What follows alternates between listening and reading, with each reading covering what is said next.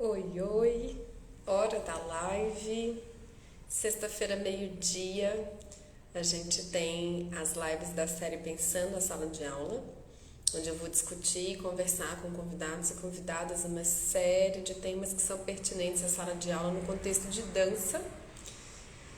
Então vamos chegando para a live de hoje. Hoje eu tenho uma convidada para lá de especial, que é uma amiga muito querida, uma parceira de dança, que é a Cris Portes, uma artista daqui de Belo Horizonte. A Cris é uma riqueza, uma pérola, daquelas figuras assim admiráveis. E ela tá chegando aqui já já e eu vou chamar ela. E aí, pra gente começar a dizer que o tema da nossa conversa de hoje vai ser sobre o uso da música na sala de aula, como e quando usar esse recurso metodológico, que pode parecer uma coisa super óbvia, né, para nós que somos praticantes de dança, profissionais estudantes de dança, mas não é tão óbvio assim. E aí, com a Cris, a gente vai entender um pouquinho melhor o que é esse recurso metodológico e como que a gente pode tirar proveito deles para poder melhorar e enriquecer as nossas aulas, oferecer também mais possibilidades para o nosso alunado, né, no processo de construção da experiência, da vivência do nosso alunado. Então é sobre isso que a gente vai conversar hoje. Para quem ainda não me conhece, eu sou a Priscila Pata, sou profissional da dança, professora há 22 anos, tenho experiência em formação livre e acadêmica, e eu estou propondo essa entre colegas de trabalho, entre professoras e professores de dança, onde a gente conversa sobre vários assuntos, e a ideia é a gente pensar a nossa profissão, a gente pensar a nossa área com vistas a melhorar a nossa atuação e, com isso, melhorar também a nossa remuneração. Eu estou chamando a Cris. Deixa eu ver aqui. Para a gente poder começar a conversar hoje sobre o uso da música na sala de aula. Então, o tema de hoje é para a gente poder discorrer um pouquinho, né, sobre o que é esse recurso metodológico, sair um pouco, às vezes, dessa zona um pouco mais intuitiva, né, que ainda é comum em muitas práticas de dança, né, que a gente às vezes lance mão de alguns recursos metodológicos de maneira mais intuitiva, mais aleatória nesse sentido, e que a gente comece, portanto, a pensar de maneira mais crítica e de maneira mais aprofundada sobre esses assuntos. Ó, a Cris está entrando. Riqueza! Ei, E aí, linda, tudo bem? tudo? E com você? Saudade? Ai, menina, que saudade, pelo amor de Deus. Tudo bem, tudo jóia. Seguindo nos corres. Sim, Obrigada por sim. você ter aceito mais um convite, viu, Cris? Fiquei super feliz. Ai, eu que agradeço, Pri. Ai, é tão bom conversar com você, conversar sobre esse assunto, né? Dança. É muito Ai, bom. que delícia. Oh, nós vamos conversar demais hoje. A gente tem uma horinha aqui para poder falar desse tema que eu te propus, né? Que é o uso da música na sala de aula. Que é uma daquelas coisas, né? Do universo da dança, né? Do universo da aula de dança, que a gente acha normal, assim. É uma coisa que é comum, né? Você fala em aula de dança e aí parece que necessariamente já entra a música junto, né? A imagem que se constrói na cabeça já inclui a música, né? E de fato, a música ela é até um elemento que realmente faz parte do universo da dança e tal. Mas em se tratando de dança, a música não é um elemento indispensável, né? No sentido de se não tiver a música, então não tem jeito de dançar. Não é isso, né? Não é isso. E aí a gente vai conversar mais um pouquinho e a gente vai falar também da diferença dessas danças que realmente elas nascem a partir de um contexto de música, que realmente estão relacionadas com o ritmo musical, a gente vai chegar lá. Mas acho que para abrir, né, e para te passar a palavra para que você mesma se apresente, eu gosto sempre de deixar que o próprio convidado, a própria convidada se apresente, porque os currículos a gente já conhece, né? Então, antes de passar para você, eu gostaria de introduzir pensando nisso, né? A música, no contexto de sala de aula, né, de dança, ela é um recurso metodológico, né? E como recurso metodológico, a gente pode lançar a mão dela ou não, né? Então, acho que esse é o primeiro ponto para a gente abrir, né? Entender que não dizer que a gente vai dar uma aula de dança não significa que necessariamente a gente tenha a obrigatoriedade de trabalhar com música. E aí eu já passo essa batata para você, te dando as boas-vindas e te agradecendo demais, viu, lindão? Ei, gente, boa tarde. Eu que agradeço por estar aqui fazendo parte dessa live, dessa construção que você está fazendo, né, de lives, né? Está sendo incrível a gente pensar esse outro lado de como é dar aula e provocar também a gente enquanto professor, enquanto aluno, né? Porque artista está sempre assim, sendo professor, sendo aluno, está sempre nesse processo. E é legal isso, né? Porque a gente começa a refletir em nós mesmos, né? Qual o caminho que a gente está tomando, né? Eu sou Cris Fortes, tenho aí uns bons, longos anos de dança e de dar aula também. Comecei dando aula muito nova, aos 15 anos, assim, aqueles baby ballet, né? Depois eu parei e fui fazendo outras coisas, dedicando a vestibular e tal. Mas assim, e a gente vê que a gente vai amadurecendo nos nossos recursos de aula ao longo do Isso. que a gente vai fazendo. O fazer amadurece a gente, né? E uma coisa que eu aprendi mesmo foi essa questão da música. Porque a gente fica Aham. muito atrelado, aí a gente acha que a gente é refém dessa música. E não é, né? Ela vem para poder ajudar a gente a conduzir e a orientar os nossos alunos com o posicionamento corporal, a técnica e como utilizá-la, né? Uhum. E a partir disso, assim, eu comecei a pensar as minhas aulas de um jeito diferente. Olha, será que eu já chego tacando um wack, uma disco ou um boogie beat já na cabeça do aluno o tempo todo? São músicas muito gostosas, né? Mas será que eu só fico nesse processo? Como que eu vou construindo isso? Será que eu escuto o aluno também? Porque a escuta faz parte, né? E aí, o que que ele gosta? O que que ele está buscando aqui nessa aula? O que que ele quer? E às vezes você não precisa nem daquela música ali, às vezes você vai buscar o recurso em outros lugares e você consegue trabalhar com o aluno e ele consegue desenvolver muito mais, né? Seja até mesmo a técnica da dança ali, que tem a música específica, e ele consegue fazer essa transferência, né? Peraí, eu estou fazendo essa movimentação aqui, e aí na hora que eu jogar numa disco music ou num boogie beat, eu consigo fazer essa transferência de movimento e consigo entender a música como um todo, né? E aí eu achei legal te escutar, porque me remeteu a duas coisas, né? Uma delas a gente já. São duas coisas que é comum a gente ver que acontecem como confusões, processos de confusão que às vezes acontecem na hora de fazer a leitura do próprio trabalho e das possibilidades do próprio trabalho. Então, a primeira a gente já falou delas, que é esse equívoco de achar que, porque eu estou dando aula de dança, eu sou obrigada a usar música. Então, a gente já entendeu e a gente vai falar mais disso mais à frente, mas assim, não é obrigado.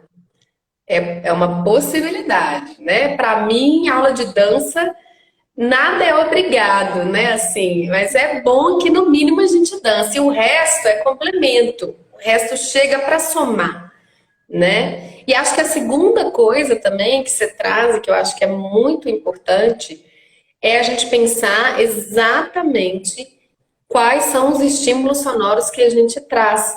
Então, isso já abre a possibilidade, né, da gente como professores, professoras de dança, da gente também abrir a nossa escuta e abrir a nossa cabeça, né, para o trabalho.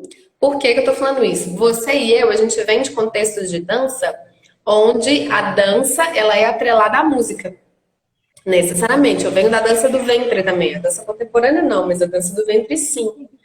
Então, há uma tendência, tanto dos alunos que chegam como nossa própria, né, e às vezes até também pela nossa formação, de achar que se eu estou dançando dança do ventre, então eu tenho que escutar só música árabe.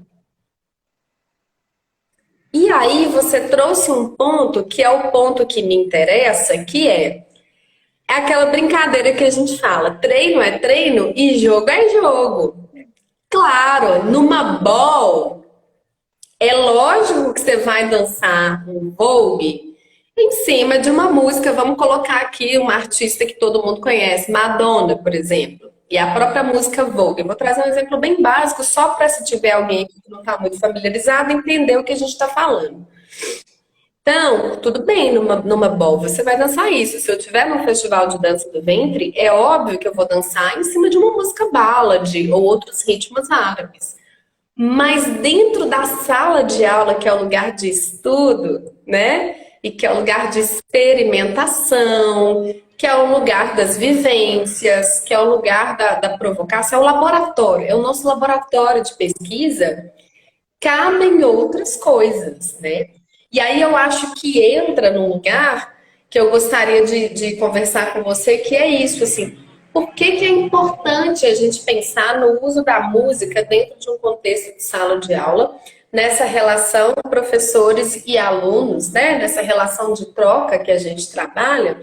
E aí eu queria discutir com você um pouquinho isso, assim, dessa importância, né? Por que que é importante, então, a gente pensar sobre isso, já que isso já é uma prática, de alguma forma a gente já faz essas coisas, e acho que trago 3 pontos aqui para trocar com você. O primeiro seria para a gente pensar na música como um recurso metodológico, então, como a gente já falou, e nesse sentido, enquanto recurso metodológico, ela vai servir para a gente trabalhar ritmo, musicalidade, qualidade de movimento, dinâmica. Queria que você falasse um pouquinho disso, mas vou passar já direto pelas outras duas opções que eu trago aqui hoje. Se for precisando, a gente vai voltando. Acho importante pensar também na música como uma forma de criar conexão em sala de aula, porque a música, enquanto frequência, enquanto onda sonora, e a gente sabe disso quando a gente vai num show, ela tem uma capacidade, de fato, indiscutível, de botar as pessoas numa mesma sintonia. Não é dançando o mesmo passo, mas é numa mesma sintonia, né? Num lugar onde a gente fala assim, aqui nós estamos juntos, nós estamos fazendo alguma coisa que é comum a todos nós. E isso é importante porque nós somos seres sociáveis, né?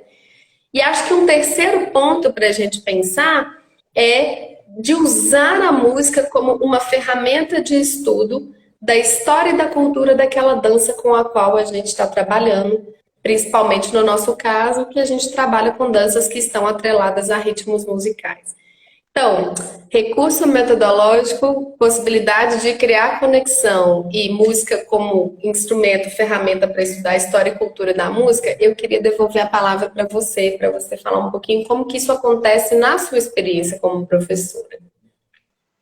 Nossa, me veio vários casos aqui que é legal. Conta, eu adoro história. Uma foi em escola municipal, né? Quando eu dava aula para alunos de escola municipal. E aí era muito interessante, porque já eram alunos que estavam acostumados a fazerem aula de dança, que tinha uma turma certa, a própria sala era da escola, tinha um espelho, então o ambiente já favorecia isso, né? Diferente de outros lugares que eu dei aula. E aí, eles estavam acostumados a dançarem jazz, fazer alongamento de jazz, a ouvirem jazz, e era só jazz. Aí, fui contratada também, dançava jazz, só que eu via nesses alunos que eles queriam mais, que eles queriam outras coisas também, sabe? Eles eram, adolescente, né, Pri? Queria ali abrir os horizontes, escutavam funk o tempo inteiro. Mas por que a gente não pode usar isso? Gostavam de rap, ué, por que eu não posso usar isso também? E aí, trazendo esses recursos, né, eles eram muito apegados ao professor anterior, que teve que viajar e ir para São Paulo. Eu falei, gente, como que eu vou chamar esses alunos para mim? E eu era muito nova, e eu parecia uma adolescente ali no meio também, né? Eu falei, gente, como que esses adolescentes vão me respeitar se eles acham que eu também sou uma aluna? E aí a gente, não, peraí, deixa eu pensar. E aí eu comecei a trazer músicas que faziam parte do cotidiano deles pro alongamento. Então, vamos alongar com essas músicas? Então, e aí a gente se soltava, e depois a gente fazia uma roda, conversava também, e aí colocava musiquinha de fundo. Aí depois eu trazia um Mozart, e aí eu variando. Minha playlist nunca era certinha, assim, era muito no aleatório. E aí eles até brincavam comigo, nossa, você é muito aleatório. Eu falei, mas é isso mesmo, gente, vamos escutar a música. Vamos escutar, gente, estilo musical faz parte. E aí a gente trabalhava, eu comecei a trabalhar, começar com os movimentos de jazz em vários tipos de música. E eu vi que a adesão à aula era muito maior, a atenção era muito maior, né? A dedicação deles era maior. Assim, aí eu falava, então escolhe um tipo de música que vocês querem e monta uma coreografia, uns 3 oitavos. E eles iam empolgados, empolgados. Aí nos meus elementos notações, aí eu vi a evolução corporal também desses alunos, desde que eu comecei a entender essa metodologia. Eu falei, gente, como que funciona, né? E aí, é claro, quando né, tinha uma apresentação específica, alguma coisa, eu comecei a ser o Eck também um pouquinho ali, o Vogel um pouquinho, aí eu apresentava a música e explicava a história, que eles entendiam o contexto, eles começaram a apaixonar também pela dança. E eu falei, olha que legal. E tudo começou com esse recurso metodológico. Eu peraí, deixa eu sair daqui desse pedestal da bailarina de jazz, da Sarina de Wacking, de Vogue. Peraí, vamos voltar um tiquinho, vamos escutar os alunos.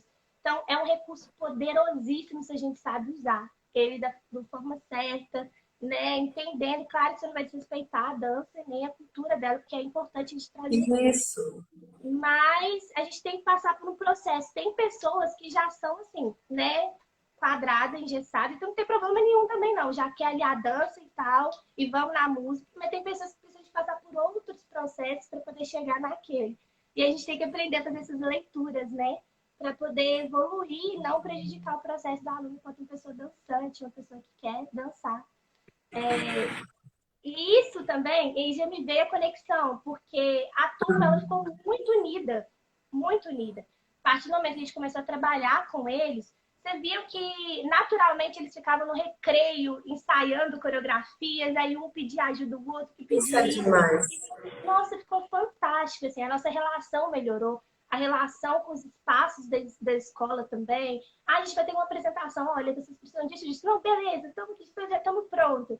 E aí você vê que a visão desses adolescentes, eles mudaram, né? Até essa questão de querer ajudar também. Deixa eu ajudar você, que aí quando dava aula dos menorzinhos, eu quero ajudar vocês a ensaiar ele. E aí você vê que rolava uma conexão, parecia que estava todo mundo junto ali, torcendo pela mesma coisa, o espetáculo dá certo, aquilo dá certo. E é uma conexão tão potente que quando você também coloca eles à frente ali, né? E utilizando esse recurso da música ou não, fazendo isso, mas você coloca os adolescentes um pouquinho à frente, eles pegam um pouquinho de responsabilidade, você vê que isso avança no processo também, enquanto eles, enquanto pessoas que amam dançar ou que vão ser futuros profissionais, né? Mas abre possibilidades para eles, né? E a conexão é fundamental, porque se estiver sozinho ali no ambiente competitivo, eu tenho que ser melhor que você para eu ganhar o solo na coreografia ou não, isso prejudica o processo, pelo menos nesse tipo de sala de aula, né? E aí prejudica o processo desses adolescentes que poderia ser uma potência futuramente, a gente poda e coloca eles naquele ambiente competitivo. Mas foi por uma legal, assim. Muitas coisas importantes eu acho que você trouxe na sua fala. E eu vou tentar recapitular um pouco. Acho que a primeira coisa que fica forte para mim é de entender assim, você é uma professora construtivista, assim como eu também sou, né, de abordagem construtivista. Então, o que quer dizer isso? Em outras palavras, assim, de modo resumido, quer dizer que você é uma professora que acredita na horizontalidade dos poderes em sala de aula, né? No sentido, professores e alunos são pessoas que têm... É difícil explicar em resumo as teorias dos outros, né? Mas falando aqui, ó, aqui em casa, é como se ninguém fosse mais importante do que ninguém. Um tem coisas para aprender com o outro, é um lugar de troca. Óbvio, que é uma coisa também que eu defendo. Na sala de aula de dança, como nós somos as pessoas que têm mais experiência em dança acumulada, somos sim a referência. Mas ser a autoridade, a referência em sala de aula, não tem nada a ver com ter uma postura autoritária. São coisas diferentes, né? Então, para você é importante estabelecer essa relação de troca com os seus alunos. Isso é, você precisa ouvir o que seus alunos estão te pedindo, o que eles estão querendo, e você vai tentar equalizar a expectativa deles com aquilo que você, com a sua experiência como professora de dança, sabe que eles precisam. Eu escutei você falando algo nesse sentido. Me corrige se eu estiver viajando, tá? É Não me isso deixa mesmo. falar mentira. Nesse sentido, você usa a música como um recurso metodológico proposital, para que esse recurso metodológico, mais do que ensinar a pessoa a dançar no 5, 6, 7, 8, que isso crie um ambiente seguro e confortável para que aqueles alunos possam se sentir de fato convidados a fazer parte daquele lugar e a construir junto com você. É isso? Ou eu estou É isso viajando? mesmo. É isso mesmo. Ótimo. Outra coisa importante que você falou, de usar diferentes estímulos de música, às vezes numa mesma aula, o que para o alunado pode soar como uma coisa aleatória e sem propósito, mas que você, como professora, você está completamente ligada e alinhada com o objetivo de aula que você tenha, seja naquela aula pontual, ou seja pensando num processo mais longo, se a gente está lidando com aula regular, por exemplo, né? E aí, eu queria entrar nesse segundo ponto, que é uma coisa que eu venho estudando há algum tempo por conta própria, muito conversando com outros colegas de trabalho, observando nas próprias aulas que eu faço e que eu dou, e com muitos amigos que são da área da música, que é, quando eu estou montando uma aula de dança, né, por exemplo, uma aula de voguing para adolescentes em uma escola pública em Belo Horizonte, ou seja, eu tenho todo um contexto que é dado. Quando eu estou montando uma aula de dança, como que eu escolho essas músicas, né? Como? Então, assim, eu gosto da Beyoncé, então vou botar. Hoje a gente vai escutar só Beyoncé porque é gostoso, porque todo mundo vai ficar feliz. Será que é só isso? Ou será que a gente pode tentar aproveitar um pouco melhor esse recurso da música, otimizar o uso desse recurso, para que isso me ajude a, se não atingir, pelo menos aproximar de alguns objetivos da sala de aula, né? Então, a aula de hoje vai ser uma aula estruturada, onde o foco vai ser trabalhar respiração, que é só isso, não estou trabalhando projeção de movimento, deslocamento espacial, organização corporal, eu quero trabalhar respiração. E aí, dentro desse objetivo central que eu tenho, como é que eu faço a escolha, então, da minha playlist, né, das músicas que eu vou utilizar naquela aula e não em outra? E aí eu queria que você contasse um pouquinho como que você pensa a música nesse sentido. Nossa, isso para mim acho que é o maior desafio, né, quando a gente está escrevendo nosso planejamento. E eu gasto um dia inteiro para selecionar uma playlist. Seja, se for para um workshop, eu gasto um dia inteiro para selecionar a playlist. Depois eu penso em coreografias, né? As técnicas a gente já vai pensando, o caminho que a gente segue, mas aquele momento da coreografia do workshop, eu penso depois.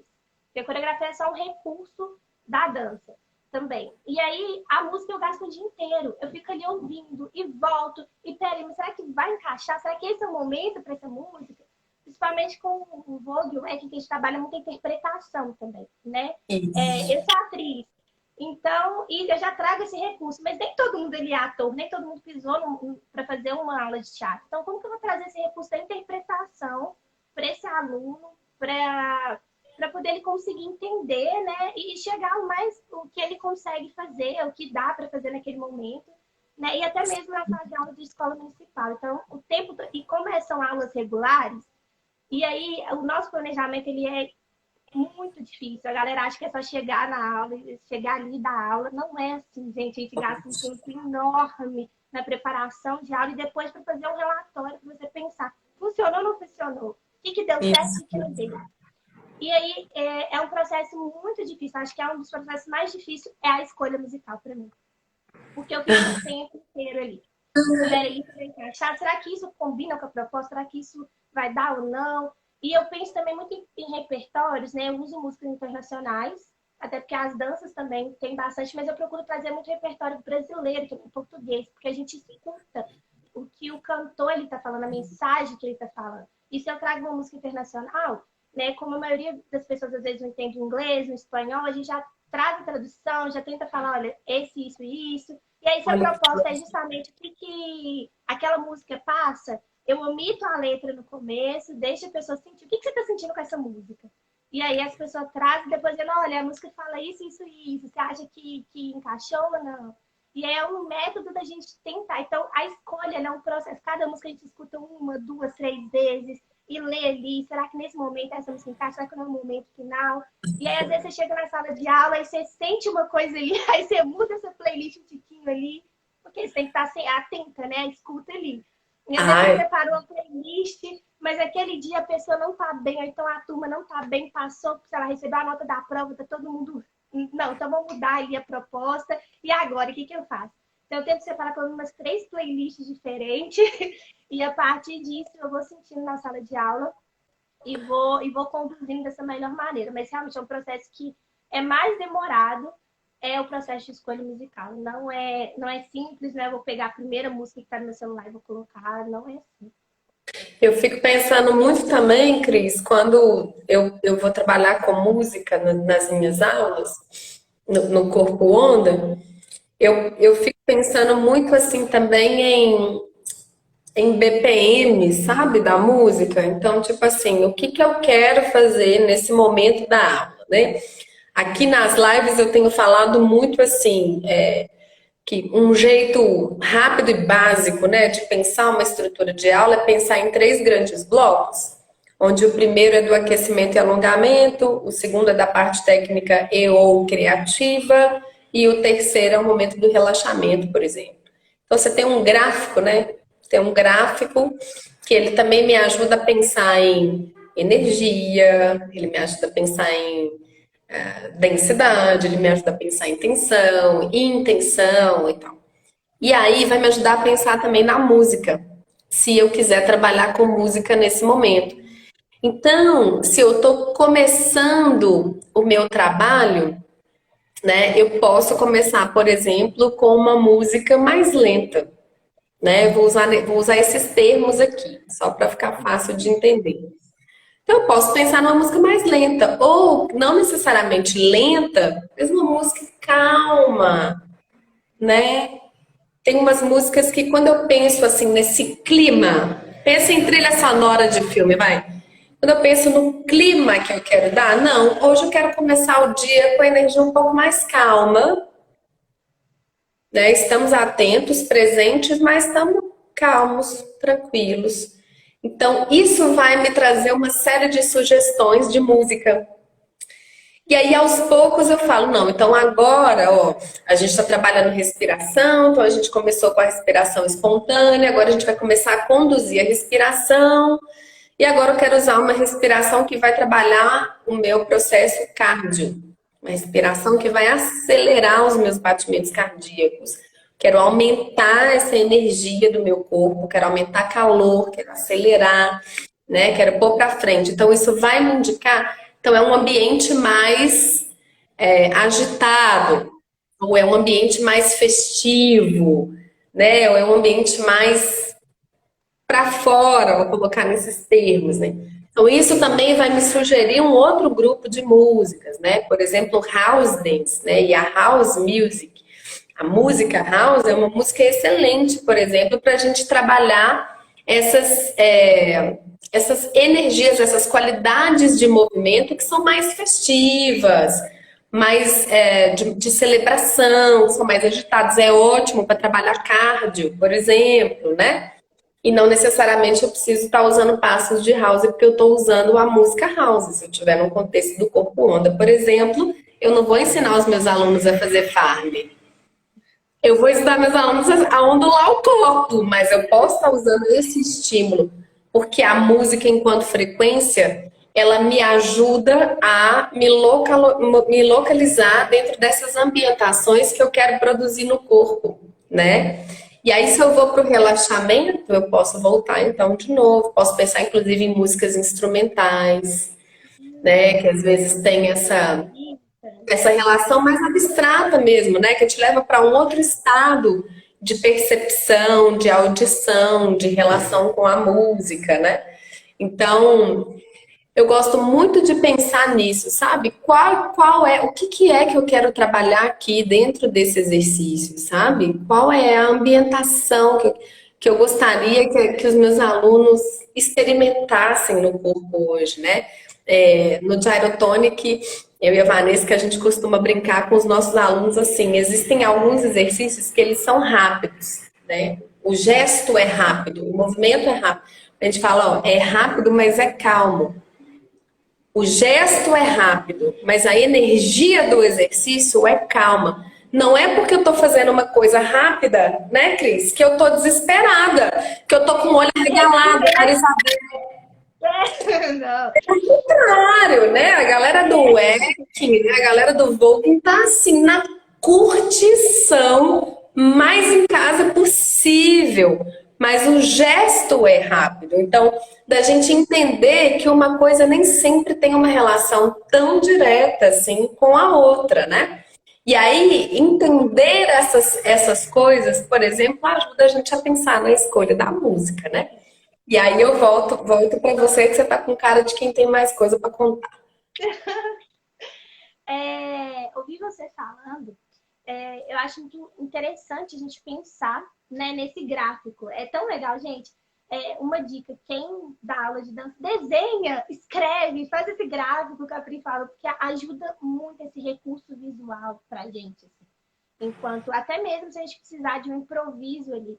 Eu falo do improviso justamente né, no contexto de escola municipal, a gente tem que ter preparado para esses imprevistos. Assim.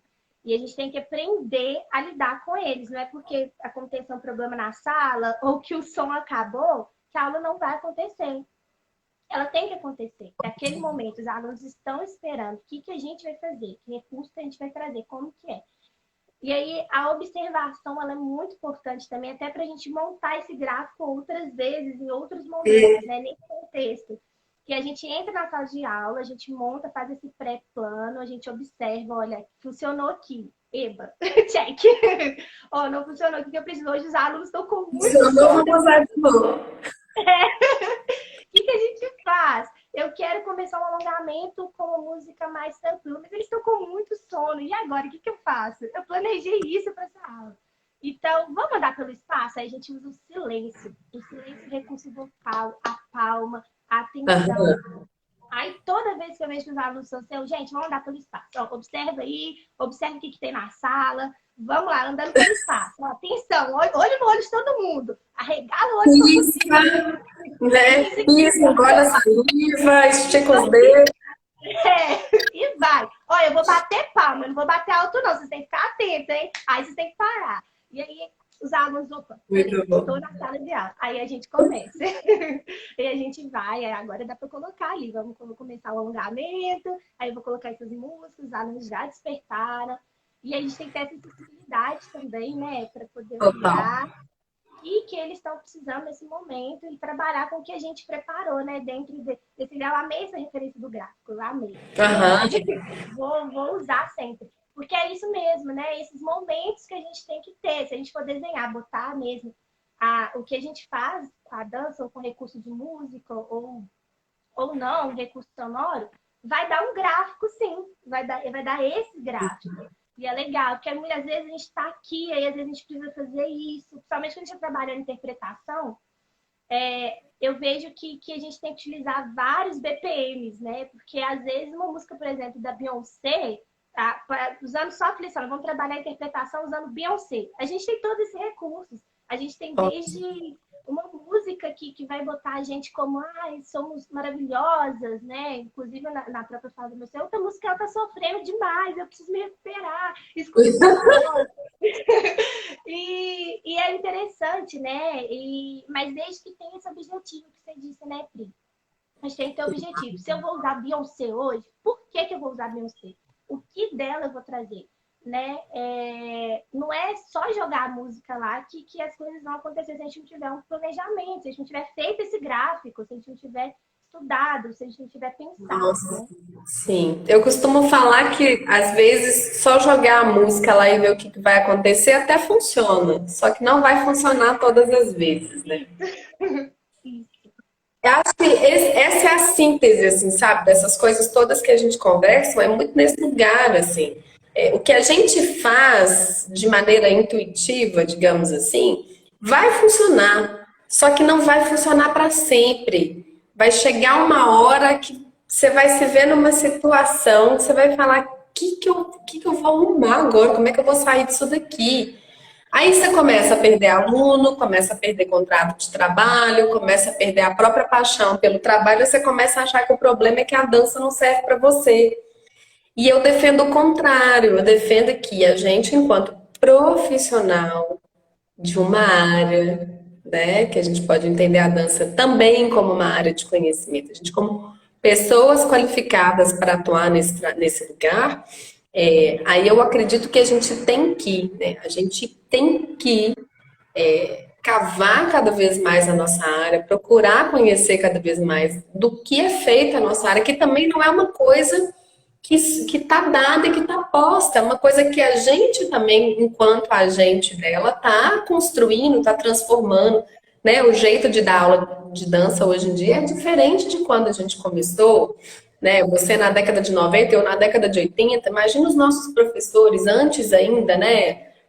Começo do século XX era outra relação, era outra coisa, né? E elas estavam diretamente relacionadas com os contextos histórico, político, culturais, né, sociais daqueles lugares, daquelas épocas, né? Isso é mutante, isso é uma coisa dinâmica, né? Então também pensar a dança como uma coisa que está posta e que está dada, eu acho que é uma grande cilada, né? É uma grande bobagem. E aí, nesse sentido, eu acho que repetir certas tradições não nos ajuda, porque elas vão estar deslocadas do nosso contexto atual, né? O que que é pensar a dança hoje em dia em Belo Horizonte, por exemplo, se a gente quiser fazer esse nosso recorte, né? A gente vai encontrar uma série de respostas aí. E aí eu acho que essas perguntas, né? Como eu me reconheço uma professora em contexto Devir mestre, eu acho que é pensar essas perguntas, né? Mais do que responder só as que já existem, são as que vão nos dizer quem somos nós enquanto profissionais dessa área, né? Então, assim, por que que a Cris é essa figura que pensa a música dessa forma, que usa desse jeito, né? Que provoca os alunos aqui, que estimula ali, que puxa aqui, que entrega lá. Por que que a Cris é essa figura que faz isso, né? Isso tem a ver com toda uma construção profissional e que eu acredito que cada vez mais que a gente traz isso para a consciência, né, que a gente entende o que está fazendo, a tendência é que a gente consiga desenvolver melhor o nosso trabalho, né? Então, aquela história que a gente já falou muito, né, assim, se eu perguntar para você hoje, assim, que professora você é, você sabe dizer, né? Se eu te perguntar qual é o pensamento de dança que você tem hoje, você sabe dizer, né? Se eu te perguntar qual é o contexto de lugar onde você trabalha, você sabe dizer? Essas coisas, elas são importantes porque elas dizem respeito do nosso trabalho. Então, acho que uma coisa é pensar na vantagem da gente trabalhar com aquilo que a gente ama, e eu acho que é uma vantagem mesmo, isso em qualquer área, né? Que aí você já tem toda a pré-disponibilidade para poder fazer o que você tem que fazer. A segunda coisa é trabalhar com arte, que é uma das coisas mais legais do mundo mesmo. Isso eu arrisco dizer, né? Não trabalhei com outras profissões, mas trabalho com essa a vida inteira. Então eu acho que eu consigo dizer que é uma das coisas mais legais mesmo, né? Ser artista é massa mesmo, né? Assim, é um negócio que faz a gente se manter vivo o tempo inteiro. E a gente entende que se manter vivo não é viver num paraíso cor-de-rosas, né? Que ele tem, mais uma vez, ele tem gráficos. E a gente vai aprendendo a lidar com isso, né? A gente aprende a lidar com o improviso em dança, a gente aprende a lidar com situações não esperadas, a gente aprende a lidar com os próprios limites, a gente aprende a lidar com as dores, com as dúvidas. Então, assim, é um processo de formação, né, pessoal. Só que ele é construído de uma forma que é muito legal, porque é criativo, no sentido mais radical da palavra, é inventivo, né? Criativo no sentido de inventivo, né? Ele é uma coisa que eu posso pegar isso tudo que tem aqui e de repente eu posso jogar isso fora, né? Ou eu posso começar do meio para o fim e depois eu vou para o começo. Eu posso fazer o que eu quiser com isso, sempre e quando eu tenho noções e responsabilidades, óbvio, né? Então, eu tô falando isso tudo, né? Falando isso tudo, só para poder voltar para você e a gente começar a entender, então, assim, Cris, dentro disso tudo que você traz, o que que você poderia dizer, então, assim, qual que é o melhor momento de usar a música numa aula? Porque se a gente está considerando que a música é um recurso metodológico, pode existir um momento onde a gente não vai usar ela também. Pode existir um momento onde a gente vai trabalhar com o silêncio, né? Então, como e quando é bom, então, você acha de usar a música, que você traga aí, que você traz isso na sua experiência, lógico, né? A gente sabe também que as nossas experiências são vastas. E aqui a gente não traz verdade absoluta, não. A gente traz a nossa experiência. Ah, é bom, é isso. É, quando a gente utiliza a música, quando não. Eu acho que a parte. Primeiro a gente tem que pensar em qual sala de aula a gente está, né? Será que é um workshop? Um workshop, quando que eu trago esse momento dessa música? Né? Eu acredito que no workshop de 1 hora, a música ela tem que estar presente, porque o workshop é isso, né? Você experimentar aquela dança por aquele curto período de tempo, porque é difícil demais, né? Porque uma determinada dança é anos e anos de história. Você tentar colocar ali a história em 10 minutos para você depois passar o movimento, enfim, é muito complexo. Mas ali a música ela vai estar mais presente, né? Ali ela vai ter um momento desenhado, um momento que você vai parar e vai conversar, vai ali ajudar o aluno em tal técnica, em tal movimento, né? Ou aquele momento de fazer o momento final da coreografia, vamos juntar o que a gente fez. Então ela vai estar mais presente.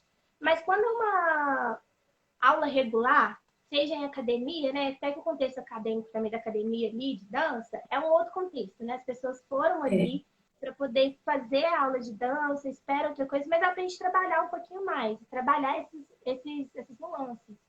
Mas quando a gente está na aula regular em uma escola municipal de Belo Horizonte, ali, pública, que tem diversos alunos com diversas histórias, eu acho que aí a gente tem que mais recursos para também não utilizar a música, utilizar o silêncio. O silêncio ele diz muito. No silêncio a gente observa muito os alunos, muito, muito. E aí, nesses momentos, o planejamento ele é feito, inclusive com esse momento de, não, vamos andar só para o espaço sem música nenhuma. Escuta, escuta, vamos trabalhar isso. E aí, é aí que a gente tem que pensar nesses recursos mesmo. Peraí, aqui eu vou trazer essa música desse aluno que ele sugeriu, porque é importante que ele está nesse momento, nesse processo ativo também de aprendizado, né? Não só passivo. Mas talvez da aula de hoje seja melhor a gente escutar, porque aconteceu algum problema ali com a escola ou com o ambiente, ou até mesmo com um aluno que afeta o todo, porque eles estão muito unidos, muito ali. Então, o que a gente vai fazer agora? E aí tá minhas 3 playlists diferentes, né? E nos momentos diferentes, às vezes a aula dura 2 horas, que desgasta. Então, ficar 2 horas com música o tempo todo, não. Peraí, vamos parar um pouquinho? O que você acha? Vamos fazer uma rodinha aqui? Vamos trabalhar esse momento de sensibilização, a massagem, às vezes aqui para a gente poder acordar e confiar no outro. Vamos trabalhar o exercício de confiança. Então, acho que a gente primeiro tem que pensar em que sala de aula eu estou. A partir daí a gente utiliza esse recurso musical. Será que agora que cabe esse silêncio ou não? E aí a gente vai pensando nisso, utilizando esse gráfico que você falou. E é isso. Primeira coisa que a gente tem que pensar, que sala de aula que eu vou? Qual é a sala de aula que eu vou? O que eu vou fazer? Aí depois disso a gente vai pensando no gráfico, no planejamento, e aí é passo a passo. Então preparar uma aula de dança não é de um dia para o outro, não é de 3 horas antes. É um recurso que demora, é um trabalho que vem anterior ao dia da aula.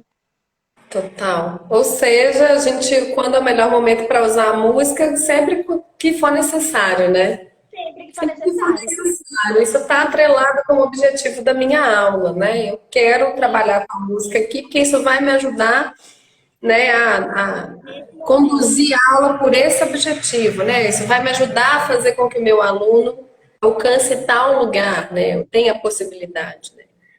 E aí o como a Ela não gente tem já como falou, a partir obrigação. do... Pode falar, meu bem. Ela não tem que ser como obrigação. Eu tenho que usar a Isso. música sempre, 100%. Não. calma, respira. Vamos analisar primeiro o que a gente está fazendo aqui. Exato. E aí, como recurso metodológico, que não é obrigatório, eu vou usar sempre quando necessário. E aí, como? Então, você falou já, né? A partir de um objetivo que está atrelado ao meu plano de aula ou plano de ensino, a partir das relações, expectativas, a relação entre a expectativa do meu aluno e a necessidade do meu aluno, né? A expectativa é ele que traz, em geral, a necessidade é a gente como professores e professores que consegue ler, né? Então a gente vai tentando equalizar, dar um pouquinho ali, dar um pouquinho daqui, né? E acho que a terceira coisa que você fala, né? Como que é melhor usar a música dentro dessa relação da escuta, né? Da necessidade com a expectativa. Então tem a ver com a palavra me fugiu. Tem a ver com uma palavra que você usou, queria usar a sua palavra. A escuta que você tem para o seu aluno que está relacionada com o contexto que você lê. Então, recapitulando, como que é melhor usar a música a partir dos objetivos que eu tenho de plano de ensino e plano de aula. Então, eu sei que eu quero trabalhar essas coisas em tantas aulas com meus alunos e na aula de hoje eu vou trabalhar a respiração. Pensando no objetivo da aula de hoje, é um objetivo que eles precisam, mas a expectativa deles é trabalhar ritmo. Então, como que eu junto a necessidade, né, que é trabalhar a respiração com ritmo?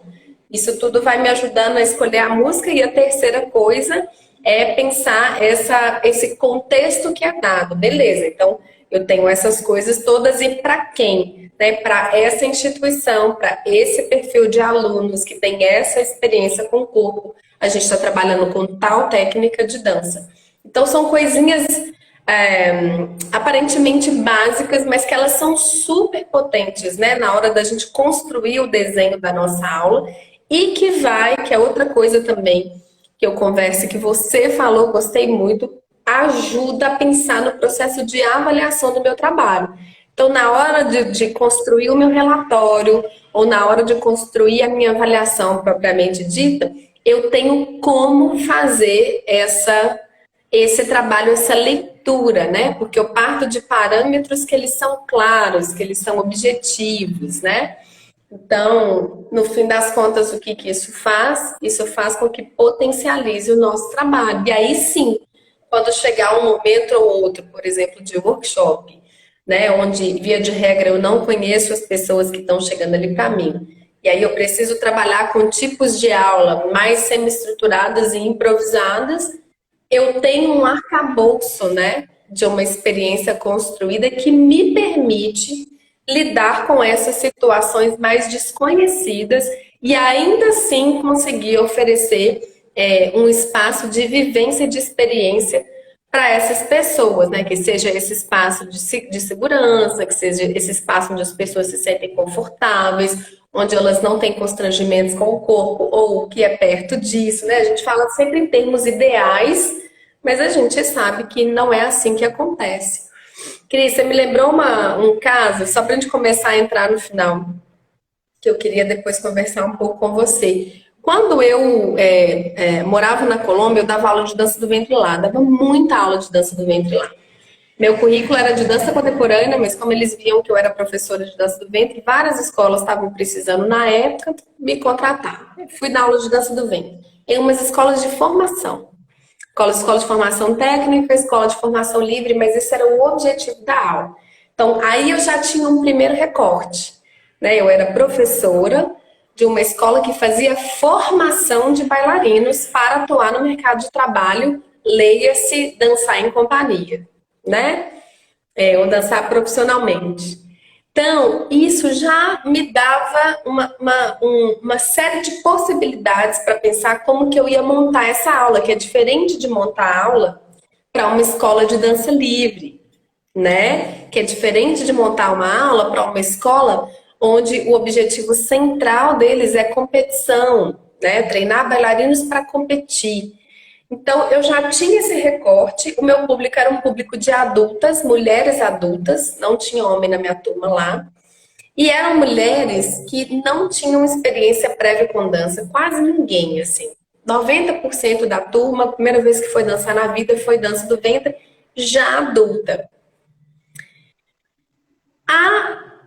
O uso da música, o uso desse recurso, para mim, foi uma das coisas mais importantes para que eu conseguisse desenvolver um trabalho dentro de uma escola de formação com aquelas pessoas que já eram adultas e que não tinham experiência prévia. Porque se ainda fossem pessoas que já dançassem há algum tempo, isso me daria outras possibilidades.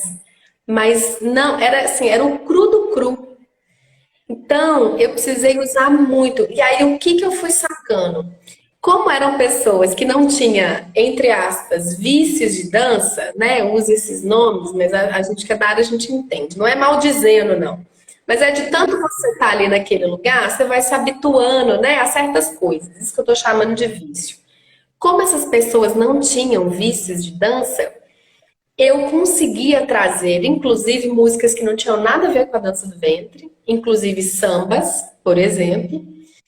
E isso era uma coisa que funcionava tanto ou mais do que trabalhar estritamente com as músicas, os ritmos árabes e do Oriente Médio de um modo geral.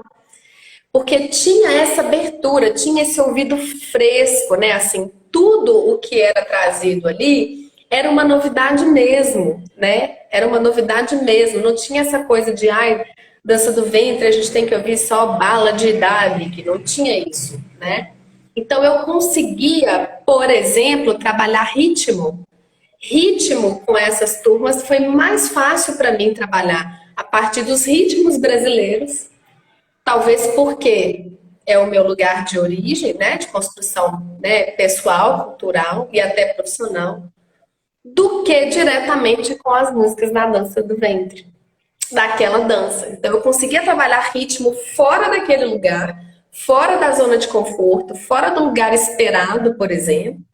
E aí, quando a gente voltava para aquele lugar, porque como escola de formação que é, sempre tinha aquele momento de montar as coreografias para os festivais de final de ano, quando tinha que voltar para esse lugar, né, digamos assim, mais tradicional daquela dança, era muito mais fácil de assimilar. Dança do ventre, por exemplo, só para trazer um dado para quem não sabe, é uma dança cujos compassos musicais eles são muito longos.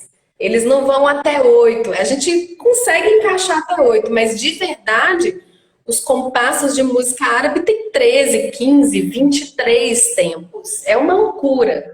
Então, aí, se a gente quiser estudar, né? Se a gente quer estudar isso, é um lugar de complexidade que não dá para chegar direto nele. Ele precisa ser construído. E aí, para isso, às vezes, a gente vai precisar ir em lugares que aparentemente não tem nada a ver.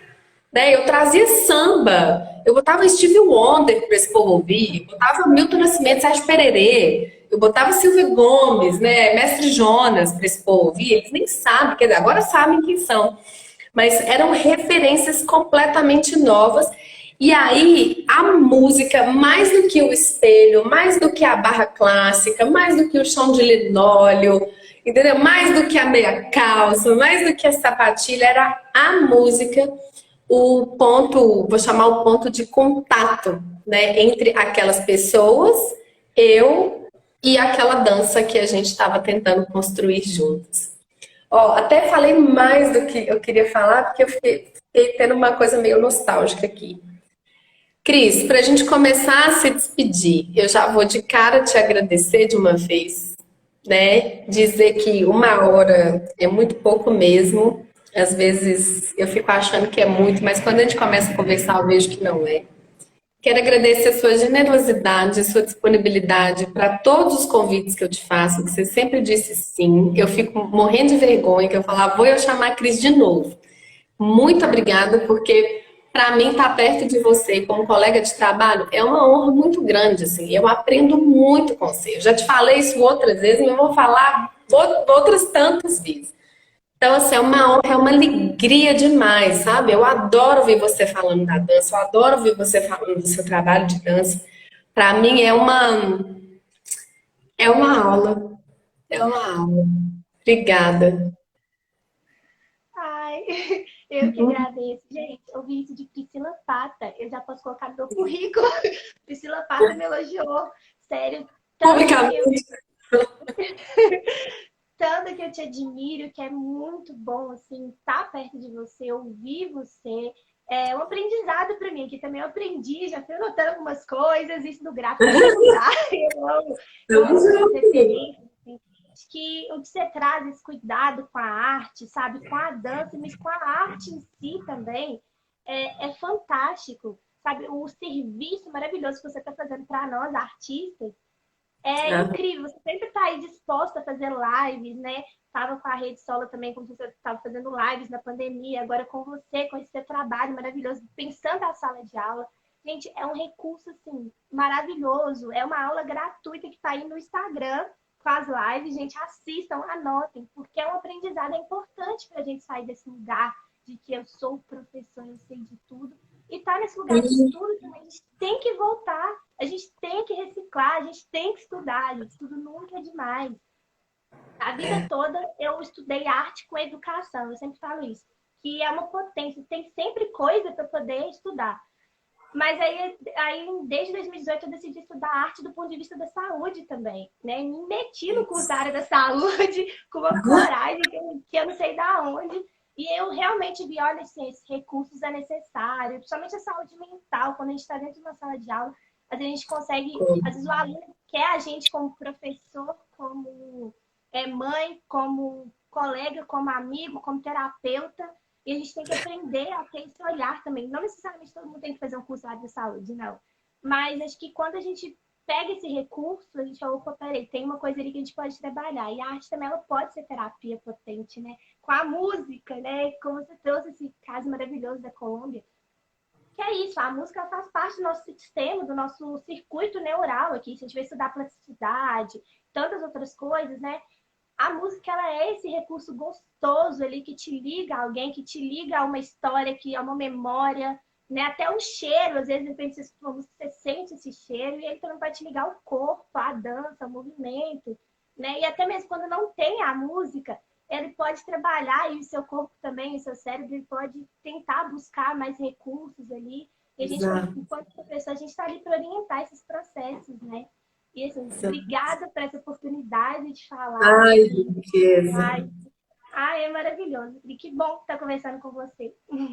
Obrigada, amor. Obrigada mesmo. Obrigada a todo mundo que passou por aqui. A live vai ficar gravada para quem quiser assistir de novo. E aí eu vejo vocês na semana que vem. Beijo, Beijo. bom fim de semana. Obrigada por isso Obrigada, também. Cris. Amor.